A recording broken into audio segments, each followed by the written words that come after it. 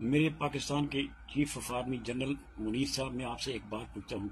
عمران خان کے اوپر آپ نے ہر حربہ استعمال کر دیا، عدالتوں کو آپ نے اپنے نیچے لٹا کر ہر ادارے کو آپ نے اپنا غلام بنا لیا، ہر حربہ استعمال کر لیا، ہزاروں صاحب سے، سووں کے صاحب سے کیس بنا لیے عمران خان کے اوپر۔ آپ کیا کہ درخواست ہے کہ اس کا قصور ہمیں بھی بتا دیجئے کہ ہم بھی سمجھیں کہ اتنا بڑا یہ مجرم ہے اور اس لیے کوئی معافی نہیں مل رہی۔ آپ اس کو انڈیا کو اس کے ساتھ مذاکرات کر سکتے ہیں، کیونکہ جس نے اتنے 200-300 بندے مارے ہیں اور آپ نے صلح کر لیا ہے۔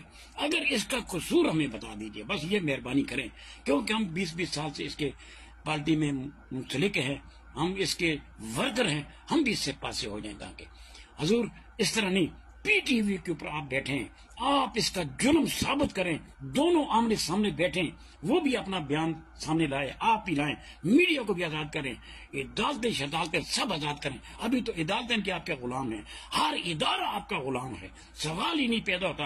اگر کوئی جج اچھا فیصلہ کرتا ہے تو آپ اس کے پیچھے اس کے گھر کی ویڈیو بھیج دیتے ہیں، کر تو فیصلہ تیری یہ ویڈیو ہے۔ اب ہماری عدالتیں ہیں ہی نہیں، کچھ بھی نہیں ہمیں مل رہا۔ بد دعاؤں سے جان بچائیں جنرل صاحب۔ میں ایک بات پوچھتا ہوں بس، اگر اس کا گناہ یہ ہے کہ اس نے نبی کا مقدمہ لڑا ہے، جنرل اسمبلی میں جیتا ہے، اور ان فیرونہ کا یہ ارادہ ہے کہ پاکستان کی فوج کو استعمال کرو اور عمران خان کو نیچے دکھاؤ اور اس کو دنیا فانی سے ہٹا دو، تو یہ تمہاری بھول ہوگی۔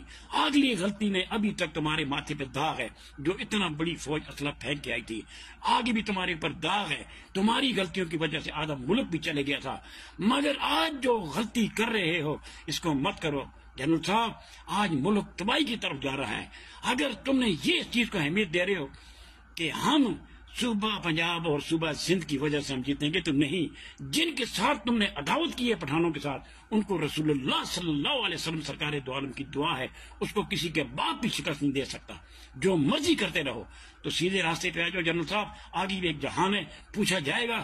مگر عمران خان کا اگر قصور یہی ہے کہ اس نے اس مقدمے کی سزا تم کو دیتے ہو، تو یاد رکھو، فرعون کی باندی نے سچ بولا تھا نا، طلب کیا تھا، بیٹی نے کہا تھا کہ یہ تیرا کلمہ نہیں پڑھتی، اس کو طلب کیا، اس نے کہا میں نہیں پڑھتی، میں کلمہ اس کا پڑھتی ہوں جس نے تجھے پیدا کیا، مجھے پیدا کیا، جو خالق ہے سب جہان کا، میں تجھ سے ڈرتی نہیں ہوں۔